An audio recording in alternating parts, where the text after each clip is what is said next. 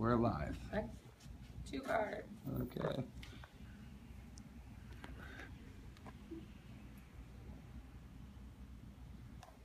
Okay.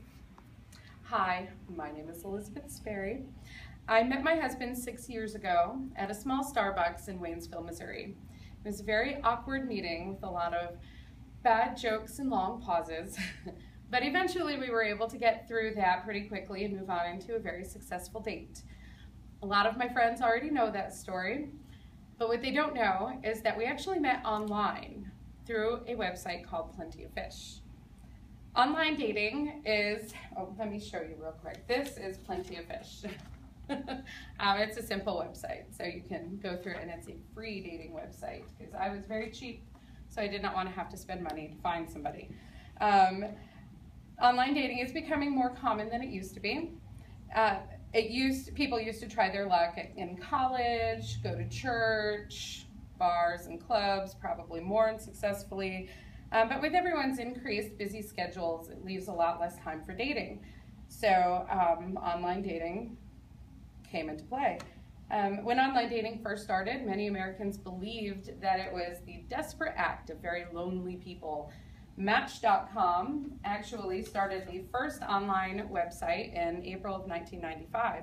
And at the time, Pew Research shows that only 14% of Americans were even using the internet at that time. So as you can imagine, it was not very common, because obviously if only 14% of Americans are using it and only a small percentage is going online for dating, that leaves a lot of room for error, a lot of people not to jump on there.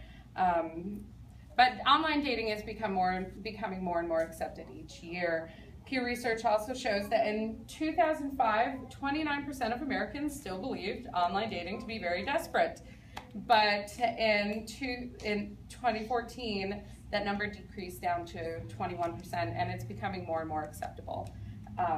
There are a lot of concerns with online dating. Can you really trust the person that you're talking to? Were they honest with you? Have they embellished their profile, as many people I'm sure do? Someone who is overweight may say that they're just a little curvy. Someone who lives paycheck to paycheck may go online and say that they live comfortably, or they may not even have a job at all. Are they a predator? Are they wanted? Have they just come out of jail, or are they still in jail just using the internet access there? These are small things that you just really don't know, and you have to kind of take your time to find out. Online dating can be very scary, and you never know what you're going to get. There are many horror stories. ABC reported a story about a California man who had met a woman online, and they went on several dates, and he decided that she was not the one for him, so he broke it off. Later, she had been found trying to break into his house, and the police apprehended her. After she got out, she attempted to break into his house again using the chimney, and she got stuck inside the chimney, and rescue workers had to pour dish soap on her to get her out.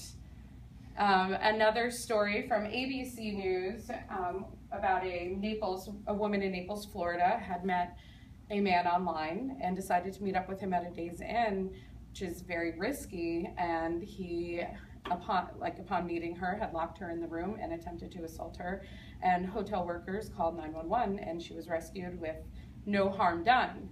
These are very extreme cases, and I do believe that these horror stories can be avoided. There are some tips, guidelines, or rules, if you will, I would have to give for online dating based on my personal experiences and experiences of friends that I've spoken to. The number one rule: use common sense. If something doesn't make sense, if something seems off, it probably is, and maybe it's time to end that conversation. Number two, I would meet in public. It does not make sense to meet someone you do not know at their home or allow them to come to your home. Meet them in public. Meet at a coffee shop or at a restaurant or at a library. Do not meet at your work. Don't meet in a secluded park, which I know it sounds crazy, but I'm sure someone has done it. And number three, talk before you meet. Speak with people before you meet. Talk to them online. Talk to them through email. Talk to them on text. Talk to them on the phone. Talk to them as much as you can and get to know them. Before my husband and I actually met in person, we had spoke on email several times, and some of the emails he sent were really goofy and funny, which is what made me continue to talk to him. There were no rude emails sent to me at all. It was all just really goofy things.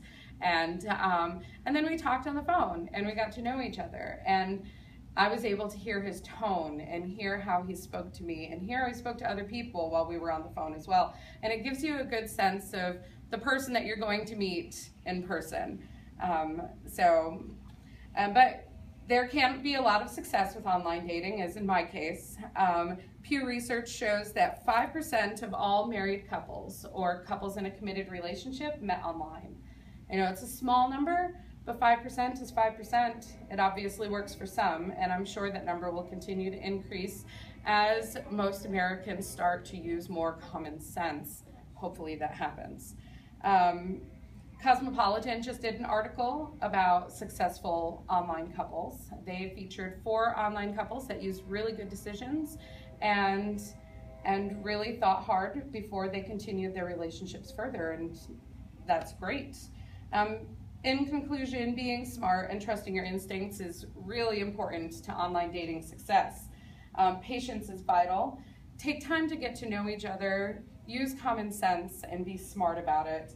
I didn't believe that online dating would be successful for me, but it obviously was because I met my husband.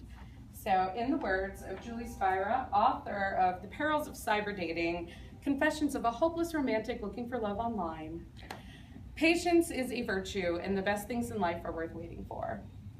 Thank you. Bravo.